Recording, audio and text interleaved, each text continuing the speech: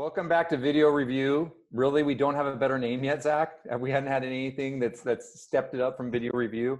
Nope. My name's Aaron Cavagnol, here with Zach Collier. Today we got some footage from David Michaels. He's got the YouTube channel Blown Lines, and we're gonna watch him on the Tuolumne. Oh, this is Forest Service footage?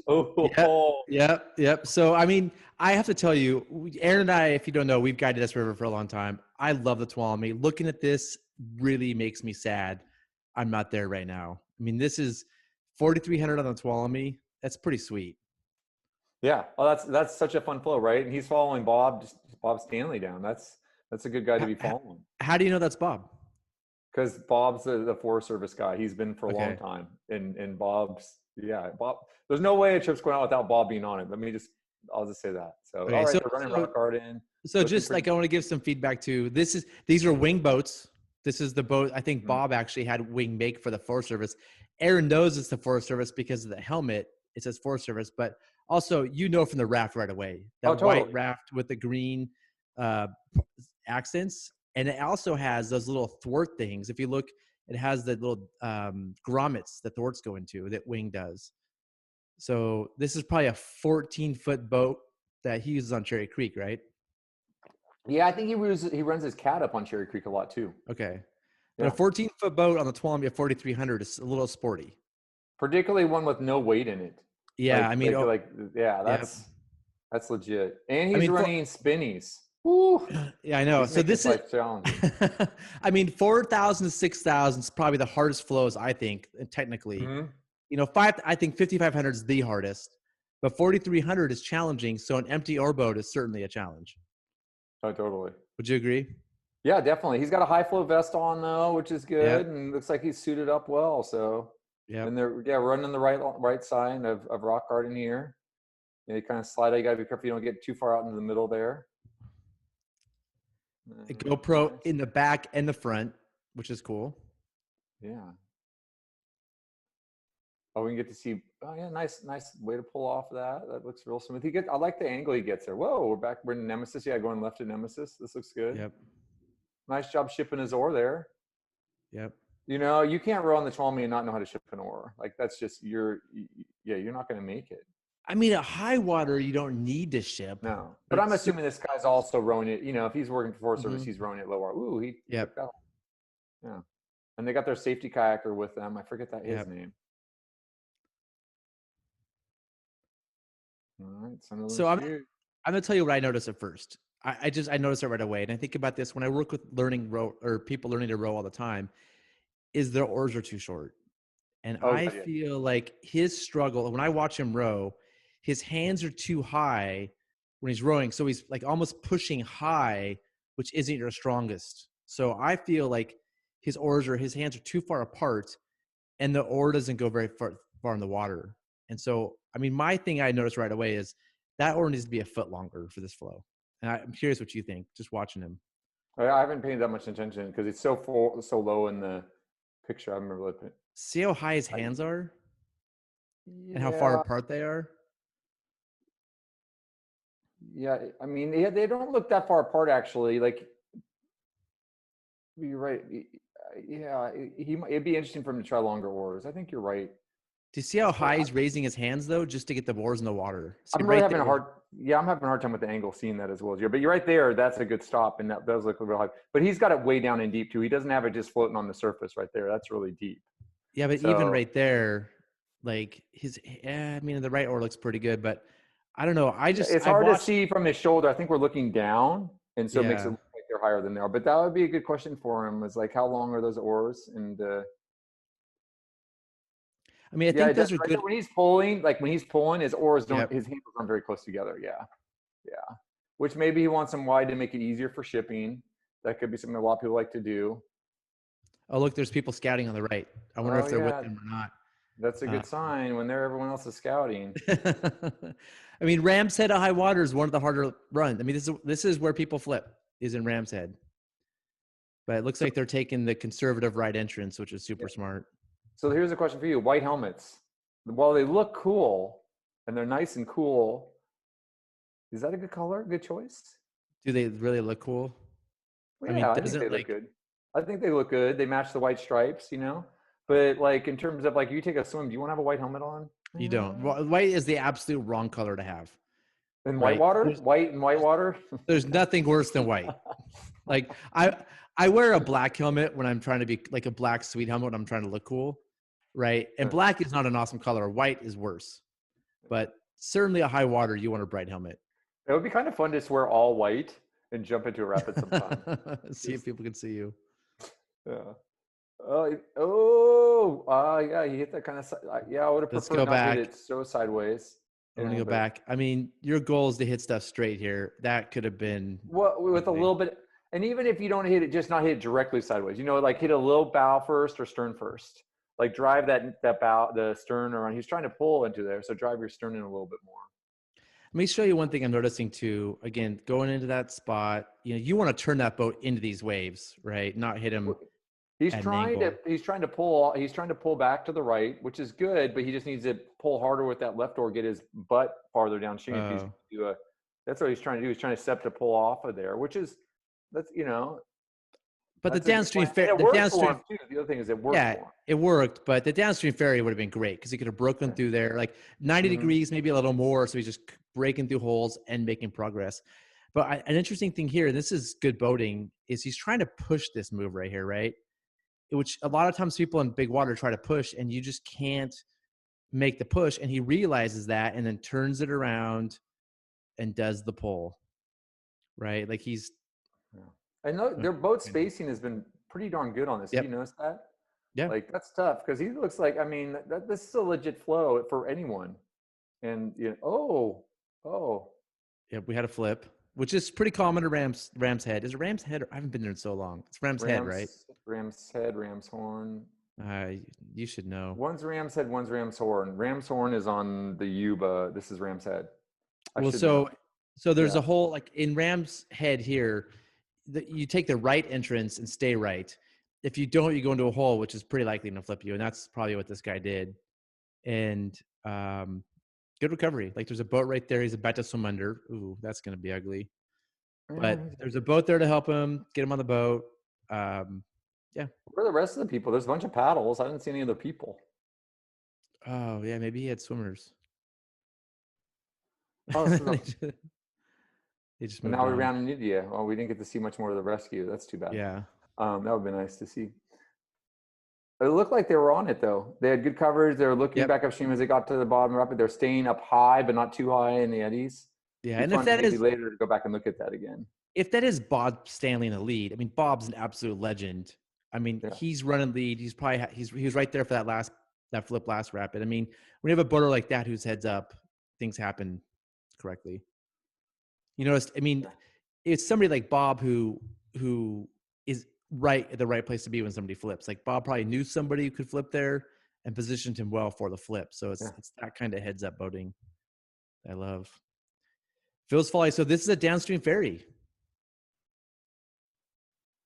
Yeah, he's doing okay. He's doing the classics. He's getting spun around. He kind of lost that downstream angle of it. I feel like that's the classic, or people who haven't done it as much. But no, he's all the way over. Maybe no. Oh, that's great. Yeah. Wow. Okay. He just started spinning because he'd made the move so nicely. Is this rapid called Stearns or Stern? Isn't it just Stern? Stearns. It's called Stearns. I always thought it was called Stern. Because you have to do that move with your stern to make it work. That low water. I'm pretty sure it's called Stearns. All right, I never called it that. Is it Stearns apostrophe S or just Stern with an S at the end? I don't know if there's an apostrophe or isn't. All right. Because the sterns of the boats. But see, right here, watch him row. These oars just seem too far apart for me. Like, I think he'd do way better if he had more oar on the inside. I think a little, I think that might help him be a little. They do look wide. They look wide. That boat's also so light. He can get away with it a little bit more. Yeah, but I think they're and then with spinnies, he can pull them up and in when he needs to, and then he can let them out to ship them. But he's not. I mean, so I think he needs to be, instead of being like this, be more like that, and then he needs more oar out in the water. So he just has to barely put them in to push or pull. I mean, it'd be interesting if he tried it, and it'd be interesting to see how that went for him if he found that easier. I don't know. I just say, like, every time we teach rowing, we just switch people's oars, give them half a foot longer, and their success goes way up. So I feel like I see this over and over. People are just using oars that are too short, Yeah. He and has they're really not. nice lines. This guy is, he's having great lines. I thought, you Yeah. know, yeah, that's a nice line through there again. Very controlled. Yeah, taking it slow. Look, and he's good about looking back upstream too. Yeah, let's go back. That was sweet.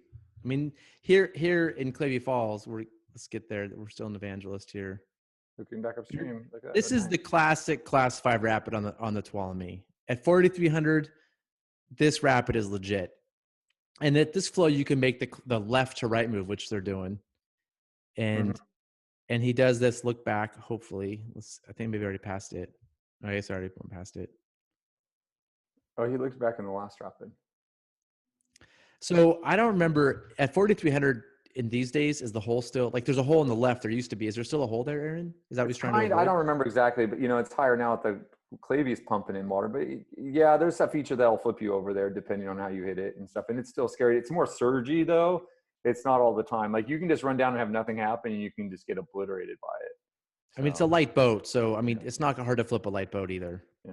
He's kind of I would like to have a little more downstream angle than he has here because you're trying to ferry across all that water coming in. Yeah. And he's kind of pointing a little upstream, but his boat's so light, he'll probably build it there. He's getting his angle back there. Yeah, I'd even want a little bit more. Oh, yeah, let's get in there. Yeah. Yep. And I just want to point out again, I just feel like the oars are too far apart. Like do you see how wide his hands are there? Yeah, I mean he's exiting. He's leaning way back right now. That I think it's a weird angle too, Zach, with the GoPro with the fisheye lens on it. I think you're right, but I'm really having a hard time seeing exactly. Whoa, right. Is he going for the hero move, the far right? He's going for the far right. And so left there's some holes and things, which that hole looks pretty legit right now. Yeah. I mean, going left, I mean, that's the sweet move. You know, you miss everything, but you really have to get left. Going right? Right. I'm sorry. Right's the sweet move. You really have to get right. Oh yeah, he's made it. He got it. That's that wave up top. You hit that wave in the right spot. Oh man. Oh no, he didn't make it. Wait, what happened to the move? What happened to the rest of the video? That's where the video ends? That's where the video ends. Oh, let's watch that again. Let's go back. So I mean he made the move. He pulled all the way over there. He just didn't get straightened up for that lateral. Oh, he flipped on the lateral up above? He flipped in the lateral right of Dinosaur. So he's at this point, right at Dinosaur. Right here, coming up. He hit that. That's lateral above. That's Dinosaur, right? Doesn't Dinosaur pop out? Hold on. There's Dinosaur right in front of him. Yeah, so he's going right of Dinosaur, which is a sweet move, but he didn't straighten it up for this lateral. I didn't even know you could flip all the way over there. What is this, like a new rock or something? No, I mean it's the thing. That was a glory move. Like I remember a time with you. And yeah, I went over there because it was too scary going to the side. I mean, it's the glory move. I mean, this is 4,300, so that trip I think was 9,000. That was a little different, but it's pretty cool if you make it over here at 4,300. But you have to straighten it up for this lateral, especially if you're in a light. I mean, that wing boat is light anyway. And, so it's so stiff. The wing boat's so light, so stiff, it's going to flip so quick. If you're in an Avon here, your Hypelon boat, it'll probably wouldn't flip because it's not so stiff. But yeah, being in a wing, you have to hit this straight. So, I mean, your point earlier, way up above, was he needed a more aggressive angle to really get to the right. And so I think he barely got right in time, but didn't have time to straighten it up before this. What is that rock over there? Wait, so Zach, I'm confused. Aaron, that's just the right side. That's just the rock that's there. There's water that goes to the right of that rock too? This looks way... At 4,300 there is. God, I don't remember looking at I don't know. Aaron, I haven't been to Tuolumne in over 10 years. Is this a Tuolumne? What year was this taken? God, it was so weird. It was definitely since I've been there because there weren't Forest Service wing boats when I was there. And you've been there more than I have, so you should know. But anyway, going on to this flip, I mean, he basically hits it a little bit of an angle. I mean, and because this boat is so light, it just takes it. And he does a good job of high siding there. See his head? He's kind of up on the high side. Oh, yeah. Sees it coming. Still holding on to the oars because the oars are his stability, except that they're spinnies. and then that's so awesome. And then flips. The good news is it's pretty straightforward after that. So yeah, there's not much to do. No, that's some great footage. Yeah. Yeah. So yeah, David, thanks for sharing that with us. We don't always have like super insightful things to add. I keep coming back to the oar length. I would love to know how long those oars are. My guess is 9 feet just by looking at them. Mm-hmm. And I'd say at this flow, you want 10s, even on a 14-foot boat. 10s? Yeah. I'd go maybe 9.5. So maybe I mean, nine and a half is. I would maybe run them slightly overlapping myself because I want power. Well, it depends. It depends also just where your pins are set up on your frame. Yeah. Yeah. No, the 10s are just, yeah, they're way too heavy. Man, no one's running 10s on 14s anymore down there. So that's old macho days. We got a huge. That's not macho. Yeah. That's not. No. I run 10s on my 11-foot cat when it's big water because I want to be able to pull and have like. The cat's a different story. The cat's got huge tubes you set up way higher, and it's way longer distance to get down to the water. Not the 11-foot cat. The 11-foot cat is small, and you run 10-foot oars on 11-foot cat. So when it's low water, I run the 9s when I want to be technical, right? If it's like I'm technical boating, if I'm high water boating, yeah, it's awesome. Slightly overlapping, then you have tons of leverage, and that oar's way out there. You can just really, a few strokes will go a long way. Where with like shorter oars, you're just going like over and over and over, not making much movement. So if it was me, on a 4,300 day, I'd want 10-foot oars for sure. I disagree with them. I would say 9.5 maybe. 9.6, 9.3, 9.4, maybe right there, 9.4, 9.5. Yeah. I would accept 9.6, but I'm gonna want 10. I'll take 10. That's way too heavy. Then you're just getting thrown around by your oars all day. These are Sawyer MXGs. These aren't the wooden oars we used to use. I mean, these oars are not heavy. That's true. Like it's not much, to handle this kind of oar. I will say, I think we're both in agreement. We'd rather have pins and clips on this run on this day. Yeah, at a minimum for me, oar rights. Like, I just want a yard on the oars. Like, if you watch him, he's not like everybody's like, I want to feather and I want to like feel the river. No, in Ramshorn at 4,300, you're not feeling the river. You're yarding on the oars, right? Yeah. And then you're still shipping some too. It's nice when you're shipping and bringing it back. Yeah. Your oar's always in the right spot. You're not missing a stroke. You don't see him feathering once here, right? He's either pushing or pulling by just yarding on these oars, to go for strength. I thought he had really good lines, though. I like even that line where he flipped it down at Clavey. I thought he had a good line there. It just he was in a really light boat and he didn't have any, much room for error there in terms of the angle he hit. Yeah, I mean, I'd say in a hypalon boat or a gear boat, you make that. Like if he has weight in that boat, it makes that. It's just being a light 14 is tough. But yeah, I mean, there must have been 2 swimmers because I saw 2 paddles. Already? Yeah, I saw 2 paddles. So there's the rower and there's 2 paddles. So there are probably 2 other people in the boat. Yeah. The other thing I noticed that's kind of cool, and you do this a lot, is how he ties his oar on the front, right? Uses that strap in the front to go around the tube. And then the blade is flush to the raft. I would call that Cherry Creek style. And Bob worked up on Cherry Creek for a long time, so I bet Bob makes him do that. And I'm like, yeah, I agree. I like that because then it's really easy to pull it out and access it. I was looking at that earlier. I actually don't go around the thwarts. Like I usually go through the floor. That's what I'm saying. He's going around, not around the thwart. He's going around the tube. It looks like down to the floor. I don't like going all around the tube though. I like to double it up. The double over, I feel like there's less play, and if it loosens up a little bit, it's not as much of a problem. When you just go single all the way around, it loosens up and it pulls out. You're going from the cam strap to the floor and back, is what you're saying. D-ring, floor, D-ring. Yeah, just like and just back on itself. Yeah, like the way you tie a kayak on a roof, the same kind of like. Yeah, exactly. Yeah.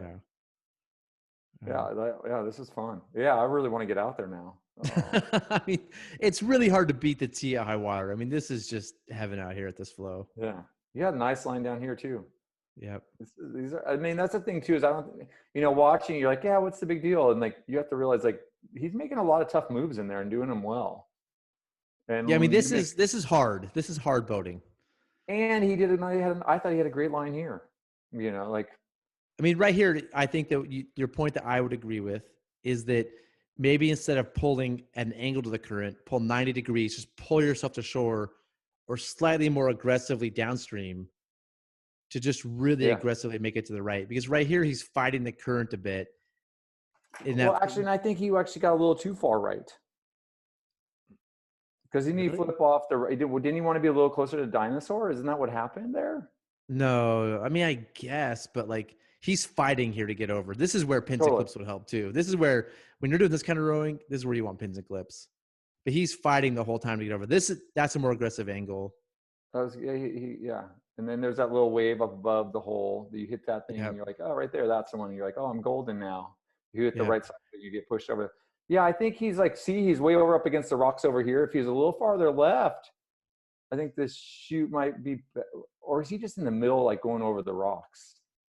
No, I mean, no, he's not. Over the rocks is right in front of him. The death rock is just right in front of him. Right in front of him. Yeah, right in front of him. He's in the right position. He just has the wrong angle to this lateral. Right. So if he had made the move earlier, I would say he'd have time to square up, hit this thing straight.